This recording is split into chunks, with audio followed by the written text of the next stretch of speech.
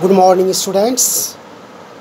Welcome you to English class.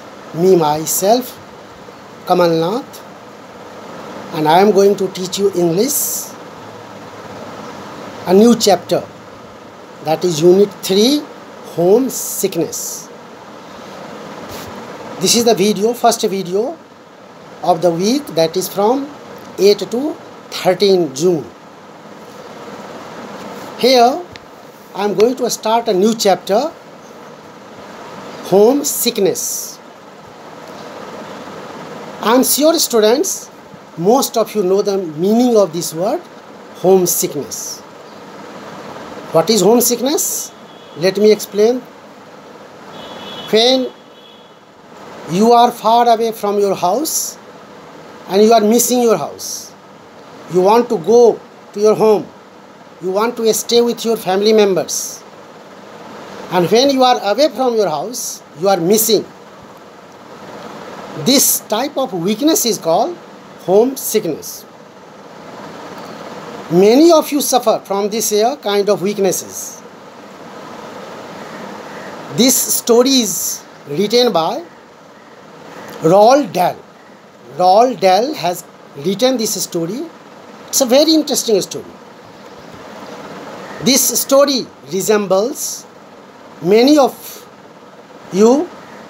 That means when you will read this story, you will come to know the whole story concept. You will find some of you yourself in place of the writer. It's interesting. You must be remembering, sometimes when you don't want to go home, go school, and some students, those who are living far away from their house, that is in hostel, in boarding school, you are just away from your family members, and you remember them. You want to be with them. You want to stay with them. You have different ideas. You are making many pretenses. You are finding different types of your reasons. And you are acting sometimes so that you may be sent back to your home. And you can get that opportunity. Sometimes when you don't want to go to school, you are pretending you have stomachache, you have headache, you have toothache, etc. You have fever. Although it's not true, you are in fact faking so that your parents will allow you to stay back home. This is what an interesting story by the writer, and so you will charm it. You will interest it. Let us see. Roald Dahl is the writer of this story of homesickness. Roald Dahl was a British writer. He wrote short stories, novels, and poems. Different poems, many poems. You will read in higher classes. He wrote about his boyhood years and early career in war and going solo. Some of his most popular books are Matilda. That's also very interesting story. Another one he wrote is Fantastic Mr. Fox. These are the names of another stories he wrote, and they all are very interesting. He wrote even Charlie and the Chocolate Factory. Charlie and the Chocolate Factory. And several others here. Stories, novels, poems. And he too was very popular. In this story, he is living in a boarding school, in a hostel. And he is thinking about his home. He is thinking to go back home. But he has no reasons how he can go back. So he is creating a drama. That is what he is pretending himself that he is suffering. What kind of drama he creates, how he acts, so that the school management can send him, the matron can send him back home, and he succeeds in his plan. What happens to him when he comes back home? This is what an interesting story. I would not like to reveal the climax of the story, so that you will lose the charm only. Let us see. Here what is there? Some words that is already explained in the chapter. You must learn. All of them you note down in your copy and you learn them minutely. These words are your power. These words are your strength. How you can improve your language, how you can speak in a better way, express your ideas and thinking in a better way. This is what these words that can help you. This is your property, this is your wealth. So please, you note down and you all learn them minutely. As you know, this is the part of your question paper every time. So let us see how he describes his childhood days when he was staying in hostel and how he acted, how he was able to succeed in his acting. And he went back home. He was sent back home. But at home, what happens? How the doctor comes, he checked him up, and then what was that result? This is what the story, interesting story for all of you, and we must learn it nicely. You listen carefully so that every part of the story should be grabbed strongly forever in your mind. Here you can see the word that is there explained on the page first. Seasickness. There are different types of sickness. As I told you, the chapter title is homesickness. I have explained you what is homesickness. Here is seasickness. That is a feeling that you want to vomit because you are traveling through ship, through sea route, and it is a constant movement, constant journey, continuous journey through a ship, and you are really feeling a tendency of vomiting. In fact, you are extremely bored, you are tired, you want to really go out of the ship. So this kind of sickness is called seasickness. There is here appendicitis.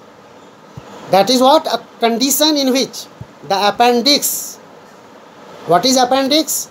A small organ attached to the intestines that becomes infected and has to be removed through an operation. This is here in the just right side lower part of our abdomen. That is a stomach, and that is to be removed if someone is suffering from appendix. Next word is at close quarters. Means that is from a short distance. Means when you are watching someone's activity very closely, very minutely, being very vigilant and conscious. That is what here used here, this phrase that is at close quarters. Then is here anesthetist. Anesthetist is a doctor who used to give anesthetic. That was a chemical, that is a substance, chemical substance used to make a person feel no pain in a part of body when it was operated. It was used earlier. Nowadays it is not in use, but earlier that anesthetist came and used to give that chemical substance to a person so that he was not able to feel the operation or any part of our body being cut. Then is lurking. What is lurking? Waiting quietly and sincerely, secretly, especially before doing something bad. When you are waiting quietly or secretly especially at that moment when you want to do something wrong, something bad. Then is a spellbound, means being very fascinated. You are completely concentrated with that, like you are in the impact of magic. That is what here spellbound. Like that, there are some other words, silky fumes of ether. That is what here the smell of that ether when that was given, that chemical was given to the patient during the operation. That smell that comes only. Then is a stock. That is usual, normal, typical. That is what meaning of stock. Then is a Solomon. Solomon was the name of a king who used to be very wise, whose stories are here read as a very wise kingdom, very wise, very clever. War. This war word is used for that war that was between 1914 to 1918. Then is here matron. What is matron? Matron is a woman who is in charge of the living and medical arrangements of the children at a boarding school. A lady who is in charge of the living and medical arrangements for the children who are living in the boarding school. Then is a staggering, walking with difficulty as if he was going to fall. Means you are not able to walk. You are feeling pain, and so you are really dragging yourself towards someone. You are not normally walking. You are feeling pain, and so when you are dragging yourself only, in fact, this is called staggering. Pathetically, in a way that would make people feel pity on you. That is what pathetically. Moaned. That is a sound, low sound. Okay, made in a way that is expressing the pain only. That you are suffering from something, and the pain, just sound you are making, sound of pain, that is called here moan. So let us see here what is in the story.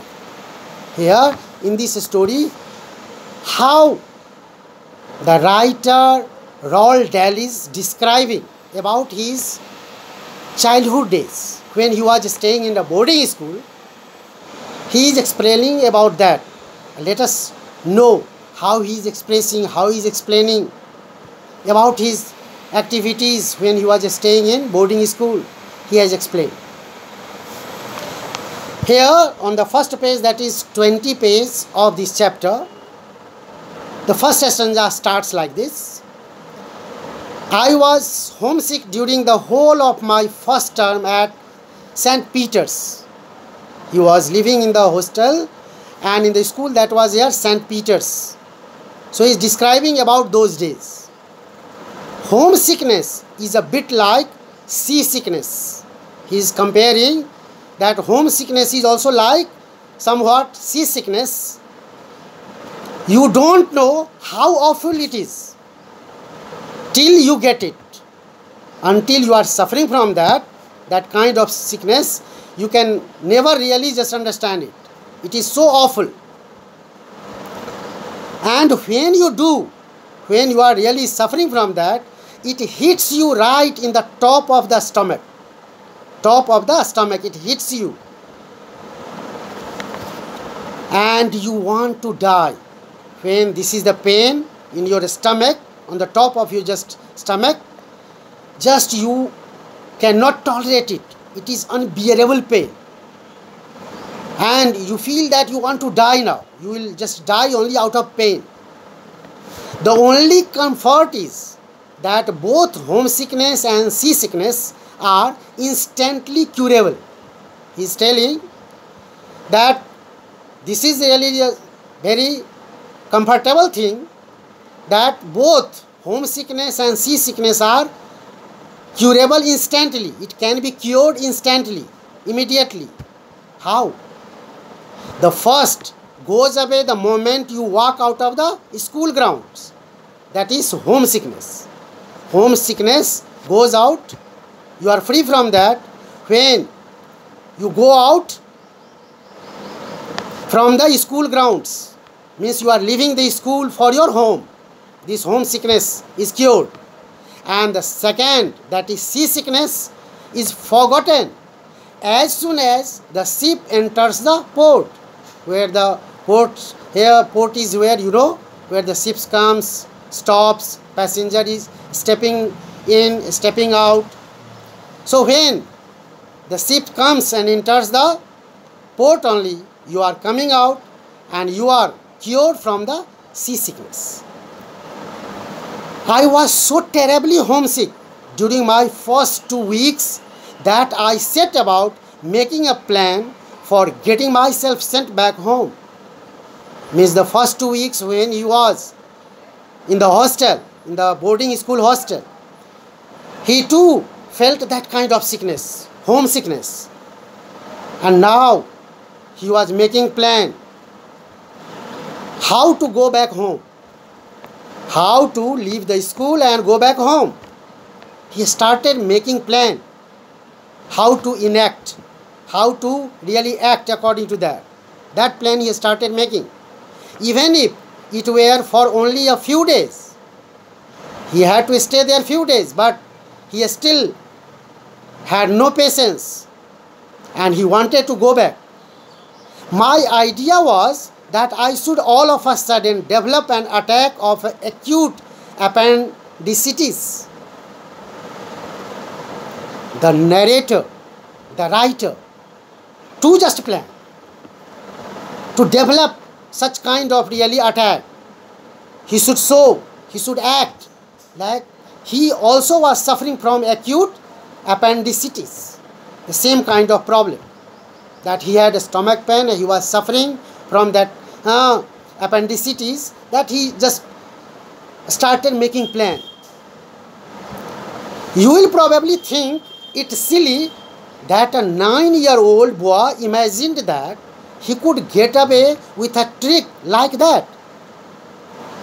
The narrator is very well talking to you, talking to the reader directly in a very live way, like he is before you, he is before me and he is talking to me, telling me in that way. He is telling that the reader or readers might think that it is silly, it is stupid to think that how a 9-year-old boy, the narrator was at that time just 9 years old. So he is telling it was really stupid to think about 9-year-old boy who could get away with a trick only. Indeed, he was making a plan to trick to the matron, to the people, to the doctors of the school, so that he could prove that he was really suffering from that appendicitis, acute appendicitis. And so he started making plan. And he was sure. But I had sound reasons. The narrator is telling, the writer is telling, that he was sure that he would succeed in his plan because there was a reason behind that. And he is explaining what the reason was that gave him this idea that he could enact, he could act, and he could prove that he was suffering. He is telling further, only a month before, my elder sister had actually had appendicitis. His sister was also suffering. She had actually, she had really that kind of problem. Appendicitis is the same kind of problem. He planned to enact. He planned to really show that he too was suffering. Just a month before.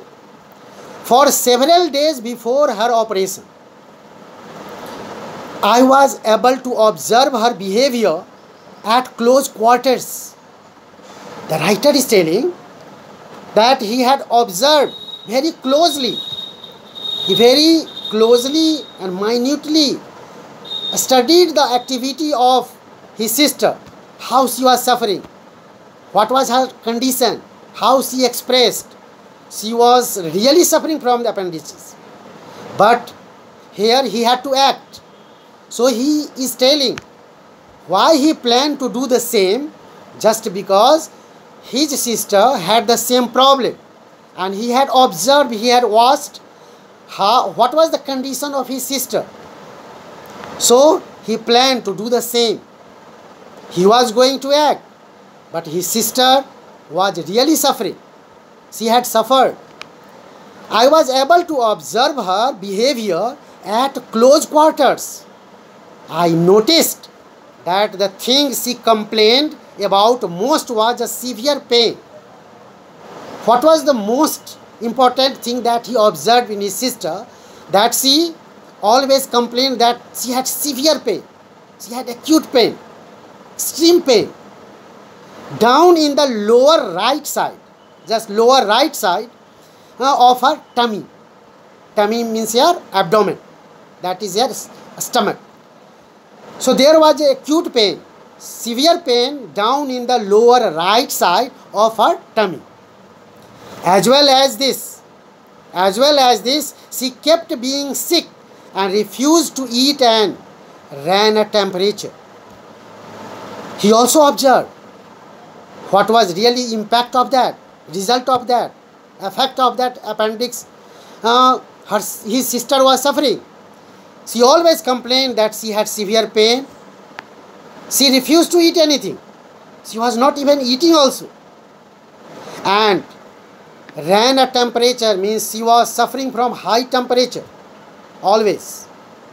So this was what the symptoms that he observed and very minutely studied. What was the problem, the impact of that, and he decided he could act, he could do, he could show that one in his school, in the hostel, in the boarding school where he was staying. You might, by the way, be interested to know that this sister had her appendix removed not in a fine hospital. The writer is saying that this operation was not done. His sister's operation of appendix was not done, means appendix was not removed in a very fine hospital, in a big hospital, operating room full of bright lights and gowned nurses, as it really usually happens in a very big hospital. In the really very bright light, that operation is done with a group of teachers, nurses. Gowned nurses means in a very just in a particular dress that is called here protected garment, that is worn by the surgeons, okay, by the sisters, by the nurses in the hospital, that is here gowned nurses. But on our own nursery table, this operation was done at his home, in the nursery, on the nursery table. Nursery is what here? That is here a room in the house only. Room in the house that is especially for here young children. Special for the special use of young children, that is nursery here. Nursery has different meanings. So here nursery is that special room in the house only, in the home also, where young children for different uses, that is here. So in that room, on the nursery table, that operation was done at home by the local doctor. Local doctor had done that operation to his sister, and his anesthetist means, I have already told you, the doctor who is coming to give that chemical to make the patient unconscious. Unconscious is the state of your body and mind when any part of body is operated. The patient cannot feel, cannot sense that. He is really fainted. So anesthetist had come, the doctor had come, and in presence of them only the doctor had operated, in the house only. In those days, it was fairly common practice for a doctor to arrive at your house. In those days, he is talking about early days. Here medical improved only. Okay, and so we have, for minor thing we are going to hospital, but those days the doctor were available at home. They were coming. When there was any trouble, they were called and they were coming. With a bag of instruments, then drape a clean sheet of cover over the most convenient table and get on with it. So with all equipments, all the things that was required in the operation, with a bag, they used to come and they operated. They did the operation work. So he had watched, he had seen all that, and he was sure that everything was quite alive in his mind, to the mind of the writer. And so he was sure, he was confident, he could act, he could enact, and he could get success.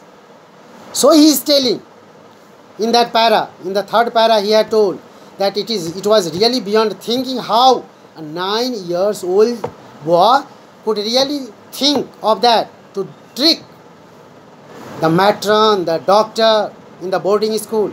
But he succeeded just because he had watched everything, what happened to his sister. Although his sister was really suffering, but he had not any kind of problem. He was suffering from homesickness. He wanted to go back home, and that's why he planned to do that.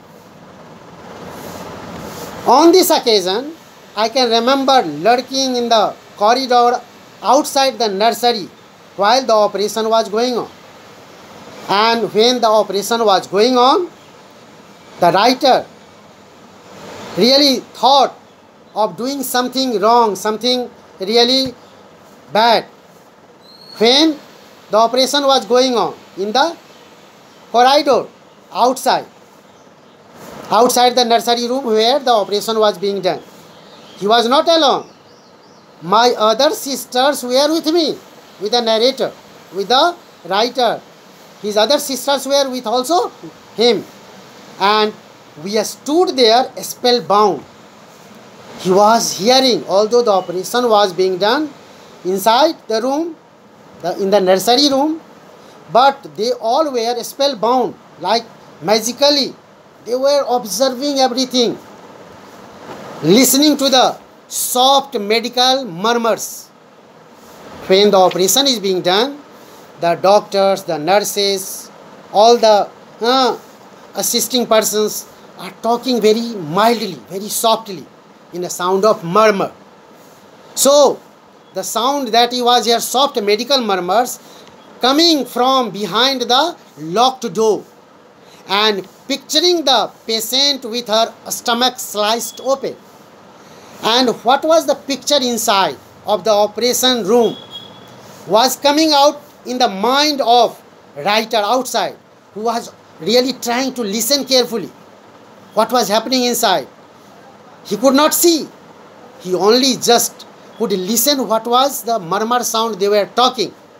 So from outside in the corridor, the writer and his sister were watching and listening the murmur sound, the soft medical murmurs, and everything, all the picture through, with the help of the sound that was coming, all the picture was live only in their mind what was happening. That the stomach was sliced open, the pieces was done only to her, her stomach was operated, because the sound that was coming was giving the picture to imagine. We could even smell the silky fumes of ether.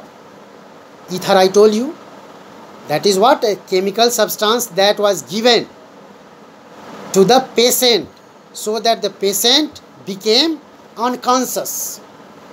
Means the stage was here just fainted state. And patient could never realize, could not feel the pain when even any part of body is here operated or cut. So that was the ether given earlier. So outside the nursery room, the writer and his sisters could listen the silky fumes of ether filtering through the crack under the door. The crack that was there in the door, only through that, the smell that was coming out from the nursery room, the narrator, the writer could hear, smell, could feel, could sense the smell of ether. The next day, we were allowed to inspect the appendix itself in a glass bottle. The appendix, the part of body that was removed from the stomach, was kept in a bottle. And this is done even in hospital.